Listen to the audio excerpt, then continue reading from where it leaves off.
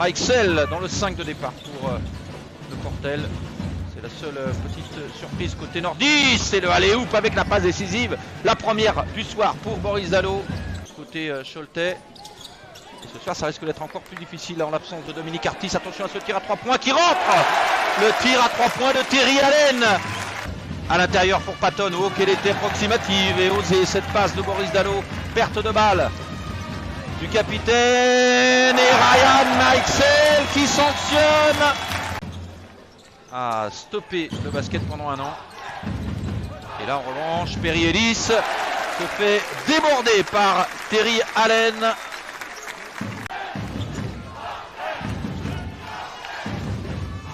Et Perry Ellis en se retournant qui marque. Curry. Robino qui ressort pour Kim Tilly à 3 points au buzzer. Où il fait du bien au Choletais ce tir de Kim Tilly. La Dirifi sur un pied, le petit flotteur avec la planche. Premier panier, donc deuxième carton pour les joueurs d'Eric Girard. Oh, la belle passe d'Enzo Kudusina pour Nils Sako. Kudusina qui va pénétrer pour ressortir. Oh, la passe pour Gaylor Furier qui est perdue. Et Charles Noé Abouo en contre-attaque en se retournant. Ça de jeu un petit peu statique, mais un tir à 3 points pour Gaylor Furier. Il va ramener son équipe sur les talons des joueurs d'Eric Girard. Et c'est manqué. Mais Nils Sako va égaliser lui-même avec un dunk. Sur ce deuxième lancé manqué, il prend son propre rebond. Reprennent les commandes de ce match. Grâce à ce triplé de Gaylor Furier, attention à la Dirifi qui provoque. Et le 1-1 du petit franco-algérien. La possession pour Allen.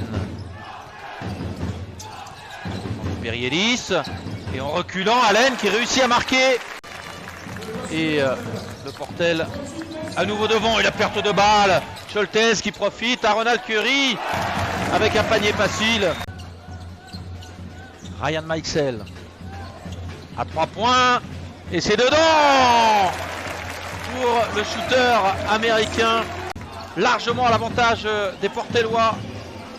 Plus 10 pour les joueurs d'Eric Girard. Ouh, c'était compliqué ce qu'avait tenté Jocelyn Patton. Appui décalé. C'est Nadir Rifi finalement qui redonne à Allen. Oh, le renversement pour Benoît Mangin. Une nouvelle fois 3 points. Oh, Mangin discret en première mi-temps. Et la bonne défense des joueurs du Portel, même si là il y a encore une sortie de temps mort. L'écran de Nikolic au départ de l'action et de la belle sortie à 3 points pour Allen. Quelle adresse à 3 points dans ce troisième carton pour les joueurs. Pour finalement transmettre à Boris Dalot.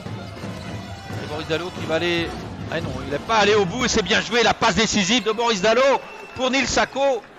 Et surtout permettre à son équipe de revenir sous la barre des 10 points. Les Choletais qui partent de loin tout de même. Mikesel, oui, il y a un boulevard là pour Mikesel.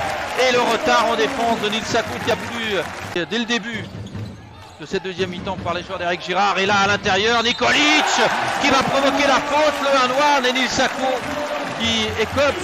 Et c'est Ronald Curry qui vient lui proposer. Les Choletais qui ont l'air de mieux défendre dans ce début de quatrième quart-temps, même si là Ronald Curry vient marquer avec la planche de frais. Nils Sako. TJ Campbell, la défense très haute et agressive des joueurs du Portel, mais TJ Campbell qui va aller au cercle et qui dépose le ballon pour Curry. Finalement Benoît Mangin avec la planche à l'ancienne. Benoît Mangin très présent en attaque. Cholet accueillera Dijon à la Meilleraie. Il se déplacera quelques jours plus tard, le 23 décembre, dans la capitale face à Boulogne-de-Valois et TJ Campbell qui marque à 3 points. Sur la contre-attaque avec Allen qui va marquer sans problème. Le refus des Poussy. Et TJ Campbell encore à 3 points, c'est manqué. Et encore une contre-attaque pour les joueurs du Portel avec Ronald Curry. Ça va faire du bien cette victoire face à Cholet qui ne fait plus aucun doute, même si là Enzo Kudusina a réussi à trouver Boris Dalot qui marque son premier panier du match. La Dirifi pour l'ultime possession, on en restera là. Score final 86-71, deuxième lourde défaite en une semaine pour Cholet.